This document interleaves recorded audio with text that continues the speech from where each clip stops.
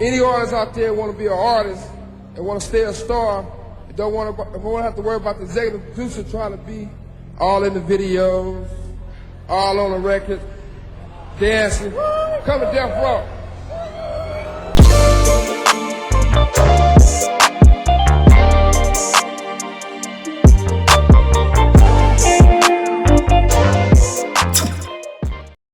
For many, the first sign of any beef between Bad Boy and Death Row was at the 1995 Source Awards.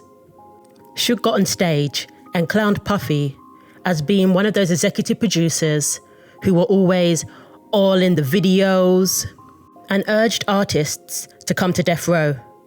This was personally one of my favourite Suge Knight moments. His interview with Wendy Williams was another. Many put this down to some friendly banter. The New York-based Bad Boy Records was in competition with the California-based Death Row Records. Bad Boy had their breakout artist in Biggie Smalls, who was blowing up in the rap game. Death Row had rap legends on their team from day one, with NWA founder Dr. Dre and Snoop Dogg, who was at the height of his popularity at the time. However, as the mid-90s approached, Death Row were losing traction in their dominance.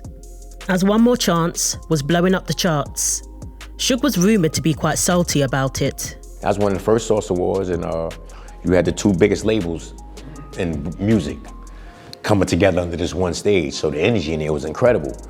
But I just think our performance, Puff Daddy's energy, Puff Daddy's mind, you see Puff Daddy's mind, his energy is phenomenal. You know what I mean? And Death Row didn't have that energy. Like, you know what I mean? So Suge Knight made that comment, yo. CEOs want to dance in the video, like it sounded like you was mad that you're not in the videos dancing, and you're not producing the videos, and you know what I mean? He wanted a fresh new name for Death Row, and a signature hit single too. Suge also shouted out Tupac, who was serving time in prison at the Clinton Correctional Facility.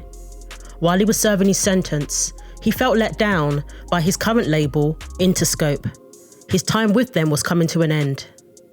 Of course, shouting out Tupac was showing some love, but today, many believe it was strategic in nature and a power move.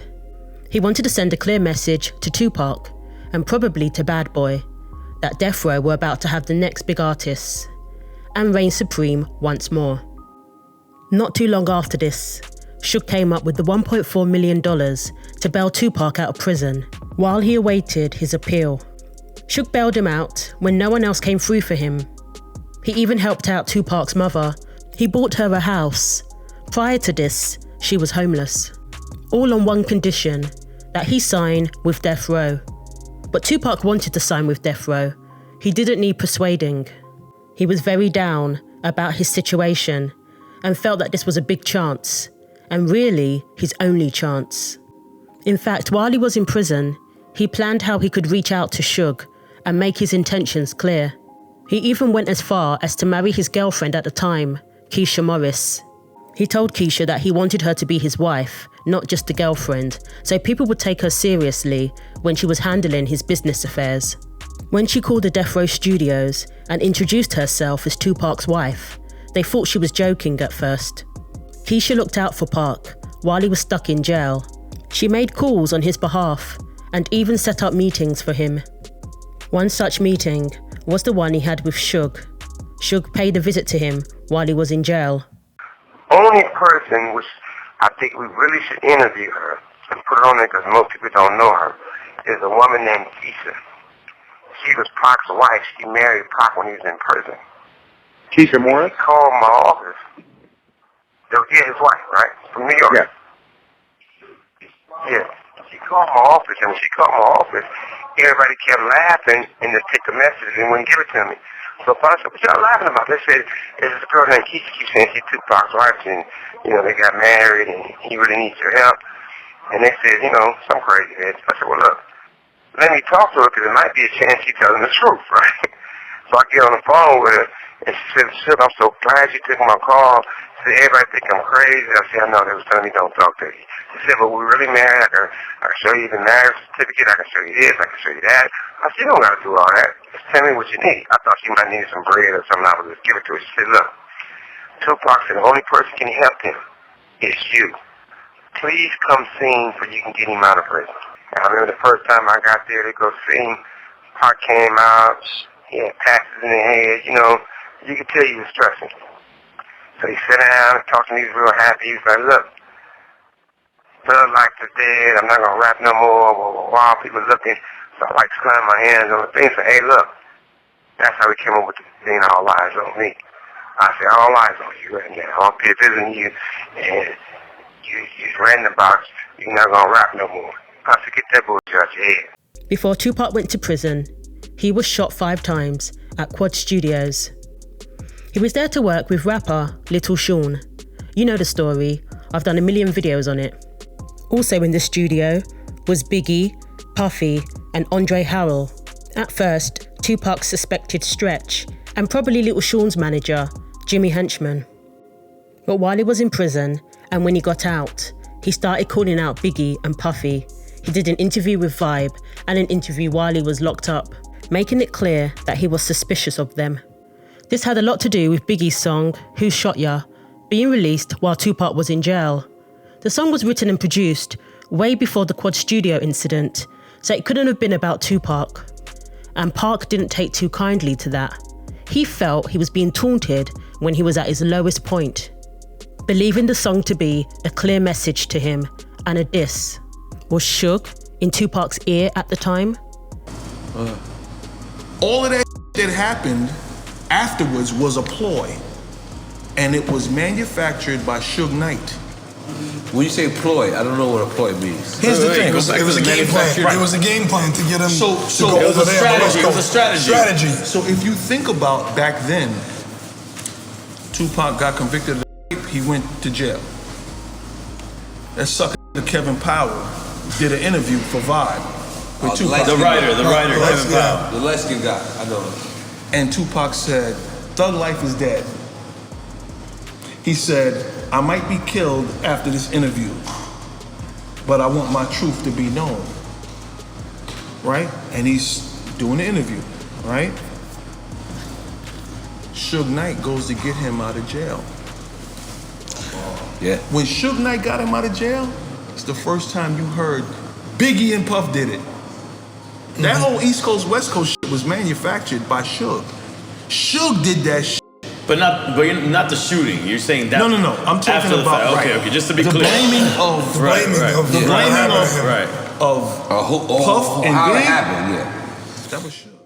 He had a big issue with Bad Boy, long before Tupac joined Death Row. Suge's homeboy, Jake Robles, aka Big Jake, was killed in Atlanta. They were at the club Platinum House, celebrating Jermaine Dupri's birthday. There was a show and an after party. Suge's homeboy was shot during an altercation. Some reports say it was a member of Puffy's entourage. This was about a month after the Source Awards. Puffy was said to be outside in a limo. Someone came and told him what had happened. He ran in to see what was going on, and that's when he got into it with Suge. This was the catalyst to the Death Row Bad Boy beef, which later turned into East versus West Coast. But really, it was the former. The two labels just happened to be in those locations. Even Hammer referred to the East versus West Coast as a fallacy and urged Tupac to name names and be more specific, rather than just saying East versus West. Different Death Row artists began to diss Bad Boy, probably influenced by Suge, naturally being the head of the label. Even when Suge made his rant at the Source Awards, Snoop jumped up on stage and said something about Bad Boy having no love for Death Row and kind of making the situation worse. The East Coast don't love Dr. Dre and Snoop Dogg. The East Coast ain't got no love for Dr. Dre and Snoop Dogg and Death Row. Y'all don't love us. The whole thing created a lot of publicity for both labels and probably led to a whole lot of record sales. And Tupac became bigger and bigger. And Death Row got their signature hit in California Love, which kind of played into the whole West Side being the best side. Apparently, it became more and more difficult for Puffy and the whole Bad Boy crew to visit California. According to Orlando Anderson's cousin, Keefe D, Puffy went up to him one day and asked him and his Southside Crips to take care of Suge and Tupac, whatever that means. And allegedly, they offered to act as security for Puffy and Bad Boy.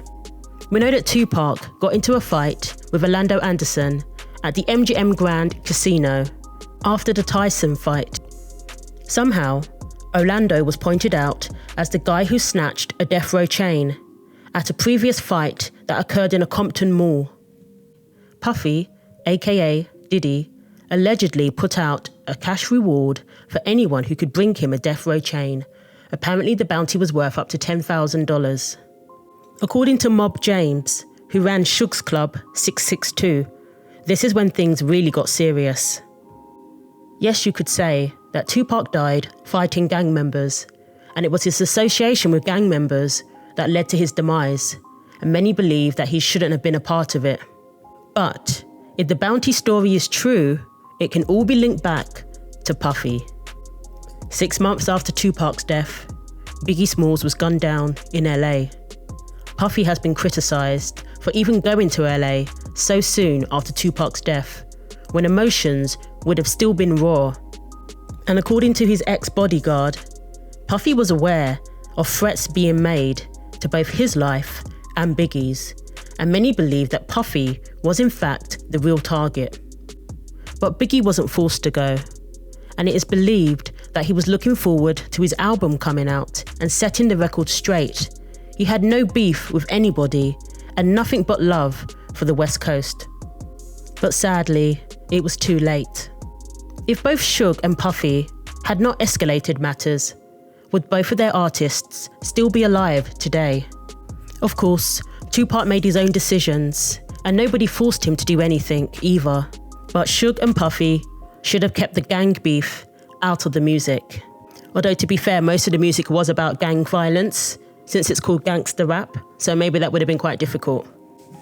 In a '96 Vive interview, Puffy said, "I'm hurt, a little bit spiritually, by all the negativity, by this whole death row bad boy-ish. I'm hurt that out of all of my accomplishments, I'm always getting my most fame from negative drama. It's not like the young man who was in the industry for 6 years, won the ASCAP Songwriter of the Year, and every record he put out went at least gold. All that gets overshadowed. How it got to this point, I really don't know. I'm still trying to figure it out." I'm the executive producer that a comment was made about a little bit earlier. But check this out. Contrary to what other people may feel, I would like to say that I'm very proud of Dr. Dre, of Death Row, and Suge Knight for their accomplishments. Do you think the East versus West Coast beef started out as a publicity stunt, but it just went too far? Do you think both Suge and Puffy could have handled it better and probably prevented the death of their artists? Or is it all Suge's fault? After all, we know that Suge gets blamed for everything. Thanks for watching. Like the video if you found it interesting. Share your thoughts below.